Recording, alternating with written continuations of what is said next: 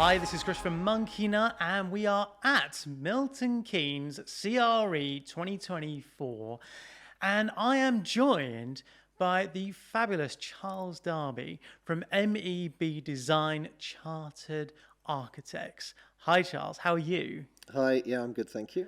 Now, tell me a little bit about what it is MEB do.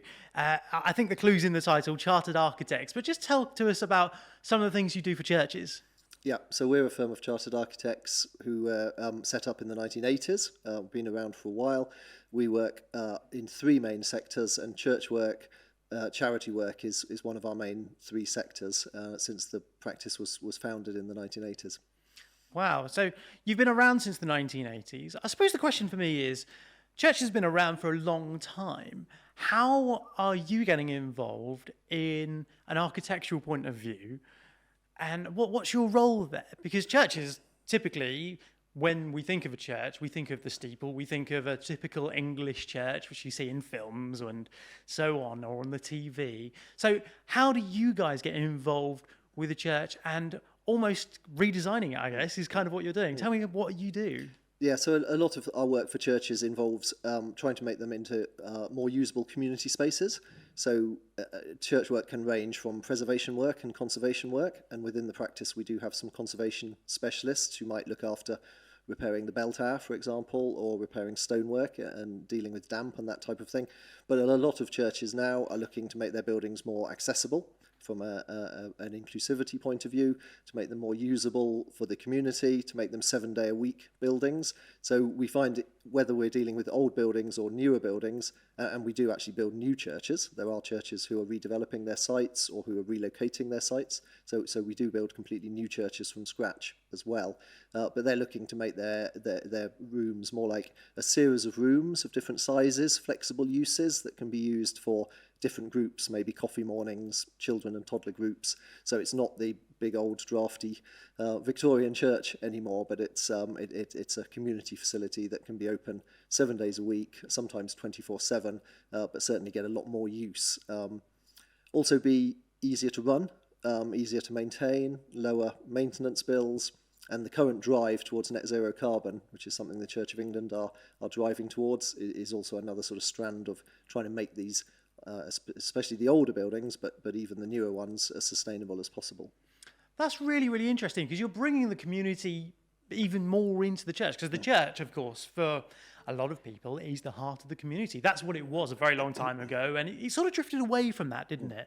And what you're doing is you're really kind of making, as you said there, churches this wonderful community space once more. And I don't know how much this goes into what you're doing, but I read about churches who have turned them into part-time pubs or post offices. Is that something you guys get involved with as well? We've worked with churches who've looked at all sorts of facilities. Sometimes they can be libraries, they can be bookshops, they can be citizens' advice bureaus, they have cafes and bars. I haven't done an actual pub myself, but last year I participated in a series that was run by the Church of England that was about making village churches thrive. And it was an online sort of webinar series, and it's a book that's been written that's called How to Make Village Churches Thrive, and it's looked at all sorts of ways that churches can make themselves more relevant. And there is a particular case study in that book about a church that became the village pub, but other churches that have become book clubs, have become meeting spaces, have become places for young people and old people to meet up, and the whole idea of intergenerational cafes is something which is quite powerful at the moment, where maybe mothers and children can meet somewhere where older people meet at the same time, and there's a sort of crossover between the generations, which can be beneficial from both sides as well. That's really interesting. And I think, what about the main church space? Because the thing that I've seen a lot of, and it's kind of a new trend, and maybe this is something that you've seen as well, is churches seem to be doing away with pews or movable pews to make that church space, especially in those big old Church of England churches, which we've seen for forever, what it feels like, to make them into that more community used space. Are you kind of, I suppose, redesigning the pew as well in the line of work that you have? The idea of flexible space is the really key one, and whether it's a big space that can be subdivided or a big space where the chairs can be moved around, probably the majority of our church projects, part of the brief involves either removing the pews or removing some pews. Obviously not all churches have pews to start with, but where they do. Historically and from a conservation point of view, that has been a controversial thing to do in the past, and sometimes still is. Some pews are clearly more valuable from a heritage point of view than other pews, but in the majority of cases it's possible to make an argument to remove at least some pews, and if you can have an area of floor that can be opened out, whether that's to put a different type of chair in or, as you say, a mobile pew or some other type of seating into, it makes the church a very much more flexible space for doing concerts, coffee mornings, other events, and being able to rearrange the chairs. Also with flexible use, the idea that you get different sizes of meeting, an event coming along. So if, for example, the Women's Institute want to use the local village church for an evening meeting, they probably just want to gather chairs around in a circle and have an informal conversation and a chat and sit in a comfortable chair, which usually isn't a pew, and so that then makes the church a space that they can potentially meet in, rather than maybe going to the village hall or having to go out of the village to find a space where they can sit comfortably. Wow, I really like that, and I think what you're doing is really, really important, because one of the things that I heard about, and maybe this is something that you've heard as well, is I heard about a church that was removing the pews to turn it almost into an Airbnb for when it's not in use on a Sunday. So they'd remove all the pews and then they'd put beds in.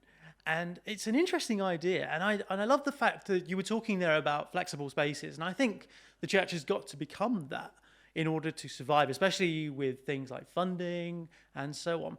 The thing I want to pick you up on, though, and talk about is you were talking about how we're making them, what was the word you used? I think it was sustainable and carbon neutral and things like that.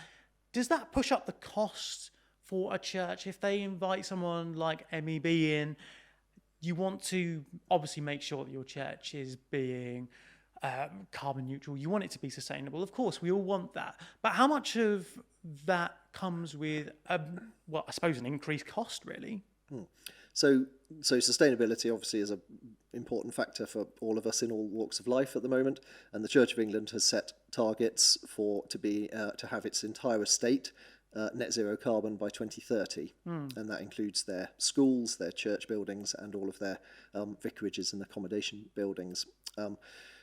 They're putting money into that, so there are funding streams available, and I'm involved in a small group in my own benefice where we're following the Eco Church principles, and Eco Church is a initiative which is set up by Esher UK, which is a charity, and Esher UK, along with other organisations, ecclesiastical and benefact trust, are putting money into funding energy audits, but also following the Eco Church principles to move towards net zero carbon and trying to get churches onto their net zero carbon journeys. So there are costs involved, but there are also funding streams available to match those costs. So that's really good to hear. That's really, really good to hear.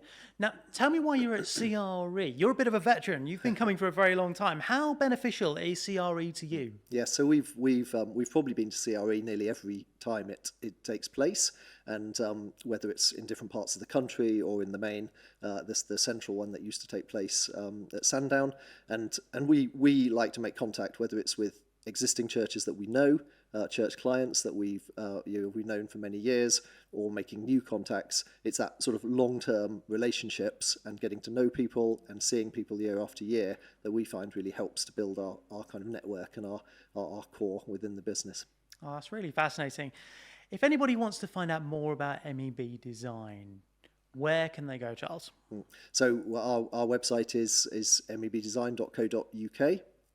We are on stand A19 here this week, today and tomorrow. But yes, we're easily searchable. MEB Design, we're chartered architects, and church is one of our specialist areas. Brilliant. Well, thank you so much for visiting us here at CRE. And if you want to find out more about what's happening here at CRE this year, last year, what's coming up next year, why don't you go to the website? It's creonline.co.uk.